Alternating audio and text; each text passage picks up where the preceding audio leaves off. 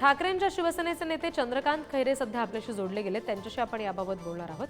खैरेजी, बीड मधली ही दृश्य सध्या आपण पुढारी न्यूजवर सुद्धा पाहत असाल। अत्यंत अमानुषपणे सामान्य माणसांना मारहाण होतीये आणि राजकीय नावं, आमदारांचीच नावं याच्यात समोर येतात, त्यांचेच कार्यकर्ते मारहाण करतात, त्यांचेच पीए मारहाण करतात असा आरोप होतोय। नाही, ऍक्च्युली काय चाललं बीडला समजत नाही। बीडचं सगळं नाव खराब करून टाकलं। हे पुढारी असतील, हे सगळे मोठे मोठे पुढारी काय, छोटे पुढारी काय, आमदार काय, बाकीचे सगळे काय, त्यांची छेली झपाटे त्या ठिकाणी मारहाण करतात, कुठे काय करतात, ते योग्य नाहीये ते।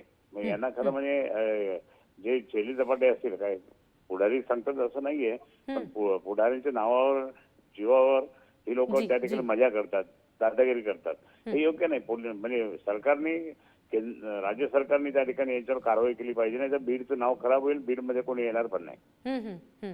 नुकताच आपण बघितलंय खैरेजी की मुंडेंचा थेट राजीनामा सगळ्या या प्रकरणामध्ये झालेला आहे। सुरेश धस असतील, क्षीरसागर असतील आणि आता सोळंके आहेत ज्यांच्यावर हे आरोप होत आहेत, सगळे त्यांचे कार्यकर्ते असल्याचे। आता पालकमंत्री पद अजितदादांकडे आहे, आपली काय अपेक्षा आहे पालकमंत्री म्हणून? आता बीडमध्ये कशा पद्धतीने अजितदादा जे आहे तर ते निश्चितच करतील, काही नाही कठोर कारवाई करतील, कारण त्यांनी ज्यावेळेस पालकमंत्रीपद घेतलं त्याच वेळेस म्हटलंय। पण आता फक्त बजेट चालू होतं म्हणून त्यांना लक्ष नाही, पण आता त्यांनी उद्या किंवा परवा अजितदादांनी त्या ठिकाणी लक्ष दिलं पाहिजे, नाही तर मग ह्या सगळ्या जे कोणी असतील त्यांच्यावर कडक कारवाई केली पाहिजे, मग कोणी आमदार असो, कोणी असो तो।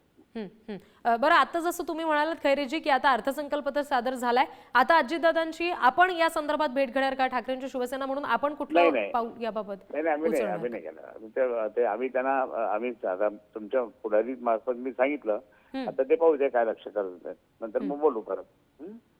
चालेल, ओके। खैरेजी, धन्यवाद ही सविस्तर प्रतिक्रिया आपण पुढारी न्यूजला दिलीत यासाठी। ठाकरेंच्या शिवसेनेचे नेते चंद्रकांत खैरे आपल्याशी जोडले गेलेले होते, ज्यांनी या सगळ्या संदर्भात आता चिंता व्यक्त केलेली आहे। प्रशासन इथे फार कठोर होणं गरजेचं असेल असं म्हटलेलं आहे।